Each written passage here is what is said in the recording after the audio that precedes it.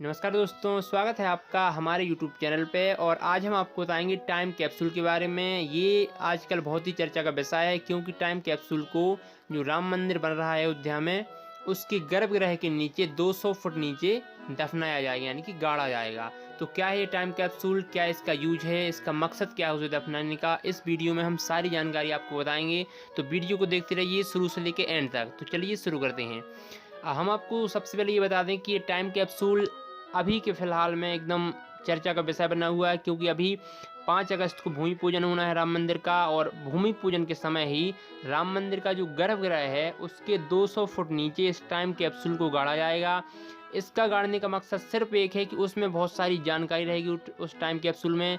और अगर सालों साल बाद कोई भी राम मंदिर के बारे में जानना चाहे कि ये मंदिर कैसे बना, क्या विवाद थे, क्या समस्याएं आई, तो उसकी सारी जानकारी उस कैप्सूल में रखी जाएगी। ठीक है, हम आपको बताएंगे कि कैप्सूल का आकार कैसा होता है, वो पूरी जानकारी। ठीक है, तो आगे हम बढ़ते हैं। ठीक है, तो राम मंदिर जो बन रहा है वो एक पहला, मतलब भारत में ऐसी एक पहली जगह नहीं है कि इसका पहली बार भारत में यूज हो रहा है। इससे पहले भी 1973 में, ठीक है, 1973 में इंदिरा गांधी जी ने 32 फुट नीचे लाल किला में एक टाइम कैप्सूल गाड़ा था। उसमें 25 वर्षों का इतिहास था, यानी कि आज़ादी से 25 वर्ष तक का इतिहास उस कैप्सूल में रखा गया था कि अगर कोई जानना चाहे तो पूरे साक्ष्य के साथ उसका इतिहास उस कैप्सूल में रखा गया था। ठीक है, आईआईटी कानपुर में भी एक टाइम कैप्सूल को गाड़ा जा चुका है। ठीक है, और एक और कृषि विश्वविद्यालय है, वहाँ पर भी टाइम कैप्सूल रखा जा चुका है। ठीक है, श्री राम जन्मभूमि तीर्थ क्षेत्र ट्रस्ट के अनुसार राम जन्मभूमि के इतिहास को सिद्ध करने के लिए जितनी लंबी लड़ाई कोर्ट में लड़नी पड़ी है, उससे यह बात सामने आई कि अब जो मंदिर बनेगा उसमें एक टाइम कैप्सूल बनाकर 200 फीट नीचे डाला जाएगा, जिससे यदि मतलब भविष्य में किसी तरह का विवाद पैदा होता है तो उसे आसानी से सुलझाया जा सके। अब तक देश में लगभग आधा दर्जन, यानी कि 6 से ज़्यादा जगहों पर इस तरह के कैप्सूल को यूज किया जा चुका है। ठीक है, इससे पहले मैंने आपको बताया कि 32 फुट नीचे इंदिरा गांधी जी ने लाल किले में भी एक कैप्सूल को गाड़ा था। ठीक है, हम जानते हैं कि इससे ज़मीन के अंदर मतलब सुरक्षित कैसे रहेगा और इसमें जो इतिहास है वो किस तरीके से सुरक्षित रहेगा। ठीक है, तो भविष्य में यदि इतिहास को कोई देखना चाहता है तो इस कैप्सूल के जरिए वो आसानी से राम मंदिर जन्मभूमि के संघर्ष के इतिहास को आसानी से देख सकता है, जिससे कोई भी विवाद जन्म ही नहीं लेगा। श्री राम जन्मभूमि तीर्थ क्षेत्र ट्रस्ट के सदस्य कमलेश्वर चौपाल ने न्यूज एजेंसी एनआईए को बताया है कि इस तथ्य की, मतलब उन्होंने ये बताया और इस तथ्य की पुष्टि की है। उनके अनुसार राम मंदिर निर्माण स्थल पर जमीन से 200 फुट नीचे एक कैप्सूल को गाड़ा जाएगा। ठीक है, दफनाया जाएगा। हम बात करते हैं कि ये कैप्सूल होता क्या है, किस प्रकार का बना होता है।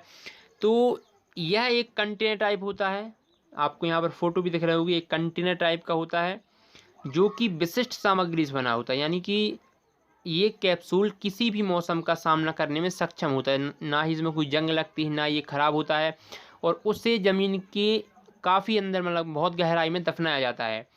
काफ़ी गहराई होने के बावजूद भी यह हज़ारों सालों तक आसानी से सुरक्षित रह सकता है बिना किसी नुकसान के। ये सड़ता गलता नहीं है। ठीक है, अगर हम बात करें कि दुनिया में सबसे पुराना कैप्सूल कब मिला था, तो दुनिया में सबसे पुराना कैप्सूल 30 नवंबर 2017 को मिला था स्पेन में। जो स्पेन एक देश है, उसके बरगोस शहर में आज से कम 400 साल पुराना टाइम कैप्सूल मिला था। यह यीशु मसीह की मूर्ति के रूप में था। मूर्ति के अंदर एक दस्तावेज था जिसमें 1977 के आसपास की आर्थिक, राजनीतिक और सांस्कृतिक सूचनाएं थीं। फिलहाल इसे ही सबसे पुराना टाइम कैप्सूल माना जाता है। इसके बाद फिलहाल ऐसा कोई टाइम कैप्सूल नहीं मिला है। ठीक है, हम बात करते हैं कि ये टाइम कैप्सूल क्यों दफनाया जाता है। तो टाइम कैप्सूल को दफनाने का मकसद सिर्फ और सिर्फ एक होता है कि किसी समाज, कार्य या देश के इतिहास को सुरक्षित रखना होता है। यह एक तरह से भविष्य के लोगों के साथ संवाद है, यानी कि अगर आपको कुछ भी हो जाता है, मान के चलो आपकी ये पूरी पीढ़ी ख़त्म हो जाती है, तो भविष्य की जो पीढ़ी आएंगी या कहीं से भी कोई और आएगा तो उसे उस चीज़ की जानकारी आसानी से मिल जाएगी कि यहाँ पर क्या था, क्या हो, कुछ भी इसकी सारी जानकारी उस कैप्सूल के माध्यम से आपको मिल जाएगी।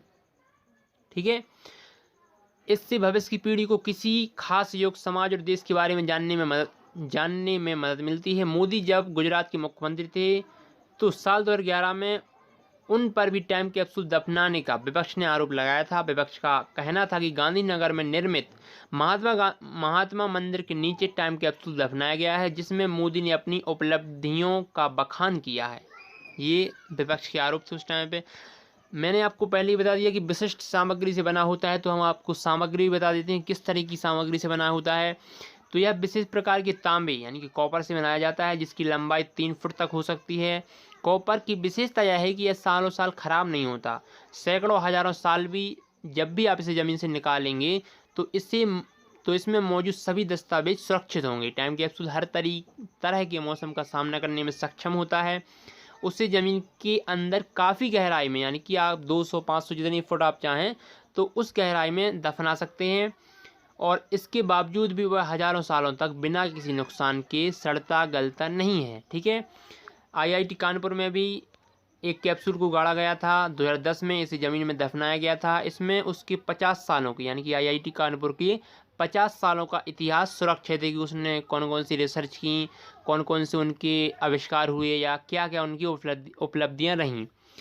तो ये था आज का वीडियो। मैंने आपको बताया कि टाइम कैप्सूल क्या होता है, इसे दफनाने का कारण क्या है, राम मंदिर के नीचे ये क्यों दफनाया जा रहा है, ताकि कोई भी अगर भविष्य में विवाद होता है तो उस टाइम कैप्सूल के जरिए उस विवाद को मतलब ख़त्म किया जा सके। ठीक है, कोई भी विवाद उत्पन्न ना हो, क्योंकि राम जन्मभूमि एक ऐसा विवाद था जो कम से कम 60-70 सालों से विवाद चल रहा है। ठीक है, तो इस तरीके का विवाद कोई आगे खड़ा ना हो, इसलिए इस कैप्सूल को दफनाया जा रहा है। आशा है आपको वीडियो पसंद आएगा।